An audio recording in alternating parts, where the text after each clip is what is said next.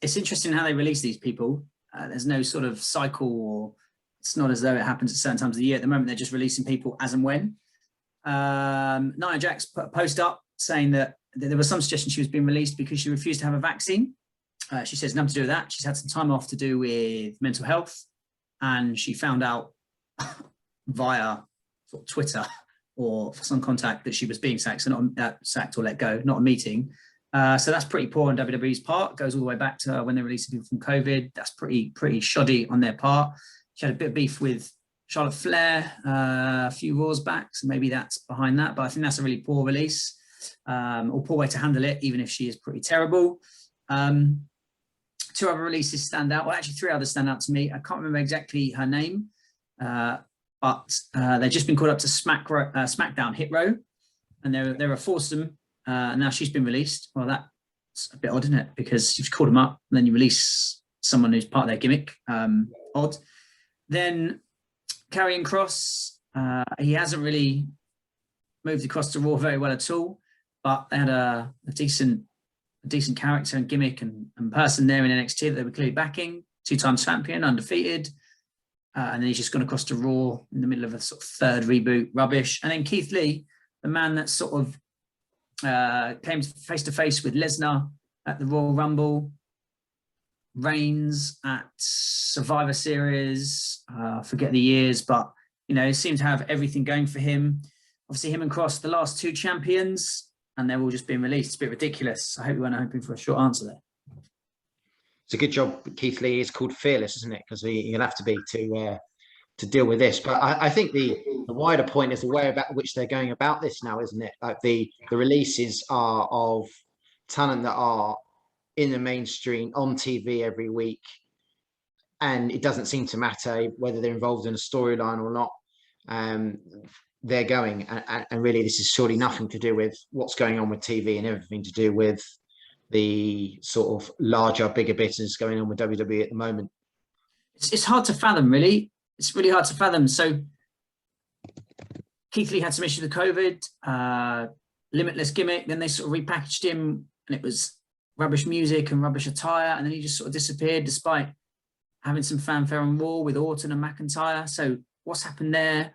Karrion Kross, there was Cole, Lee, Karrion Kross as the last two NXT champions. None of them are now there. What's that about? Two of them probably turn up in AEW. One's already there. So that doesn't make sense. It just doesn't. I don't understand what they're trying to achieve in getting rid of these stars. And then the way they're going about doing it on Twitter or text messages or whatever is also incredibly poor. It just smacks of a business that continues to struggle to know what it is or have any identity. Sports entertainment is the identity now, isn't there? It certainly looks like there's almost like a movement for a fan base, if you can call it that are in sports entertainment, and a fan base that are into pro wrestling. Yeah. Well, for sure, it's very hard to watch any of SmackDown, Raw. You were talking about NXT as well recently. It's hard to watch any of it. And that's where a lot of the releases have come, of course, NXT. You can really put Karrion Kross and Keith Lee in there because they were at the top of their games in NXT, and now they just don't fit the mold of what WWE want. Yeah, and to add to that, NXT has been the breeding ground. The thing that people have talked about in terms of WWE is this has been the saving grace over the last few years. The takeovers have been fantastic, and now the last three champions, Adam Cole, he's at AEW, All Elite.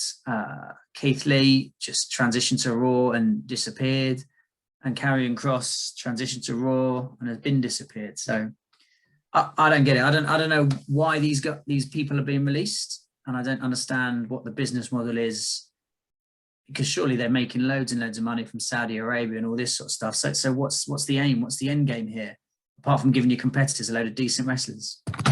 Which is a different. Just drop your mic there. Which is a different matter altogether, isn't it, in terms of AEW? But with Keith Lee, of course, his real life partner has been released as well, Mia Yim, and Karrion Kross and Scarlett are actually together in real life as well. So they can double date now. Two couples off. They can join Cole and Baker. Yeah, ridiculous. All right, so Survivor Series on the horizon. You're pleased about Is it? the booking online, aren't you? Yeah. Well, it's just sort of the death knell just continues to ring in every single way. So they're releasing these stars that for some reason they're on the way up, then they just drop them, and then they go, "Oh, these stars aren't very good. We better get rid of them," even though they're the contributing factor as to why they're no good. It's hard to watch the shows because they're not doing anything with these stars. Poor Ricochet just got smashed in the face. That's his job now, is it? By McIntyre this week.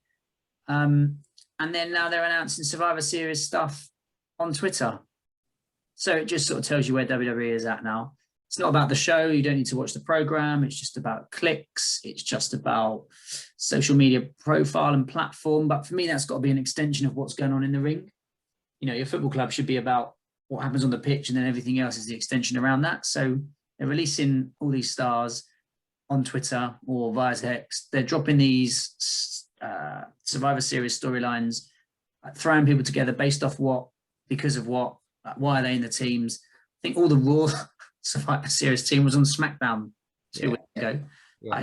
It just smacks of laziness, and if it's not laziness, it's a lack of interest in the wrestling product in ring, which is why I love wrestling.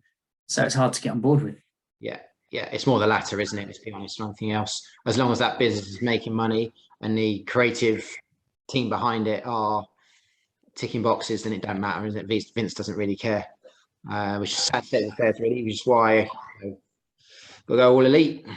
Well, I guess Kevin Owens will probably be going all elite shortly, and pretty much you've gone all elite, haven't you? Afraid so. Yeah. Why is it so good now? What's changed with the product? Well, state the obvious. They've brought in some bigger stars, and that's just instantly elevated everything. That is both in terms of on-screen star power, and you can sort of see the effect of Cristiano Ronaldo turning up in a team and at ripping through. Maybe Man United is a bad example at the moment, but just that star power, just elevating everyone else. The sort of mid-lower card that were populating their main shows is now just all gone. And you can actually sit there and watch 2 hours of a pretty well-produced show, with JR on the commentary. Storylines are a little bit more nuanced than WWE. They're not quite thrust in your face, and they do kind of come and go. But ultimately, a decent in-ring product, and they've got enough wrestlers there, enough heels, and enough sort of stars there to put together a decent wrestling show every single week, and the fans are loving it.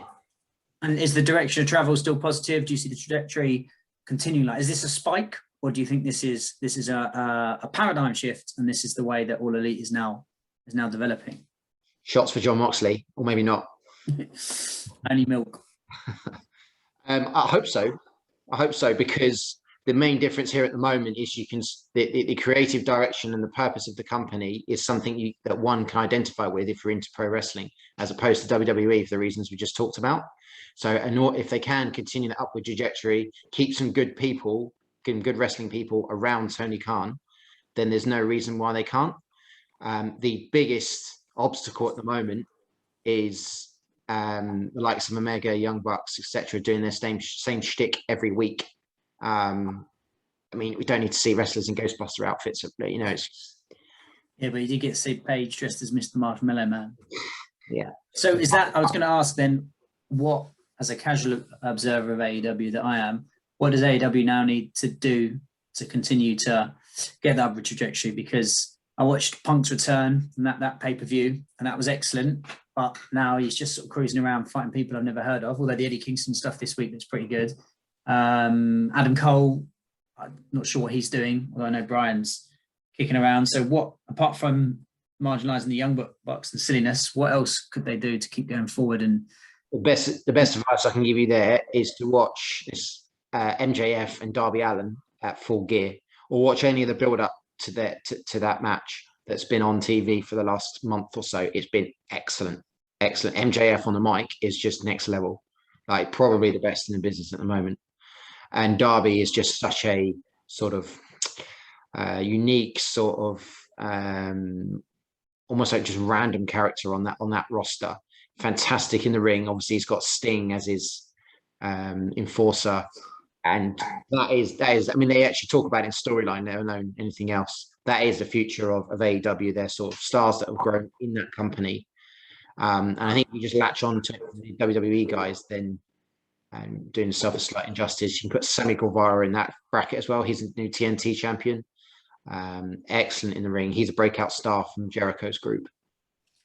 Right. Okay. And so I suppose that also just gives you a direct comparison with WWE, where their legends are, or part-time stars, where Goldberg's actually in main events and fighting Lashley and all this sort of stuff. Actually, Sting's there putting over other talent. Goldberg's got one more match left, and like no one wants to do one more match. Yeah. And of course, if Adam Page wins the title at Full Gear, then I think that will be quite literally, to come back to your point, a paradigm shift. But it's a big if, because it's bigger than just him going over. Everyone knows what Omega's status is in the company, and will he do the job? Fans want it. Does Andy want it? I just like to watch some decent in-show stuff. Yes, I think they could. WWE could do some good stuff with the Bloodline and the New Day. And that could take them through to the Rumble. If they don't do that, then there's not much going on in WWE I'm interested at all. Raw, no, not at all. Riddle and Orton is not really that interesting anymore. The Bloodline themselves are just knocking people over. Who's he beaten now? Cena, Lesnar, Strowman, Wyatt, Cesaro. It's only Rollins left. So I just want to watch decent in-ring product. And if that's going to be All Elite Wrestling, then that's what I'm going to watch. Breaking news, everyone. Subscribe to us on YouTube. Links at the top. Until next time.